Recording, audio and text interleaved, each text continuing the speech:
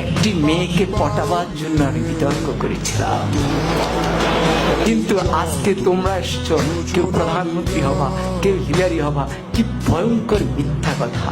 একটি মেয়ের চাহনি আমাকে যে প্রেরণা দিয়েছে, সেই প্রেরণা দিয়ে রাতে 2টা পর্যন্ত পড়েছি। এই যতবার লাগবে বলে মেয়েটি ততবার পলকে পলকে আমার দিকে তাকায়। এখন আমি ঠিক বুঝতেছি না কি লাগবে কি বলে। পরে আমি একটু উত্তেজিত হয়ে 4 জনকে ডাকলাম। কি সমস্যা, কি লাগবে? আপনারা 4 জনই আমাকে ঘিরে দাঁড়িয়েছেন আমার জানালার সামনে। তখন বললো বলবো তো বলে। বললো ভাই, আমরা হিরোইন বিক্রি করি, আপনাকে দেখে মনে হয় দারুণ ভাবে আপনি হিরোইন ছিলেন।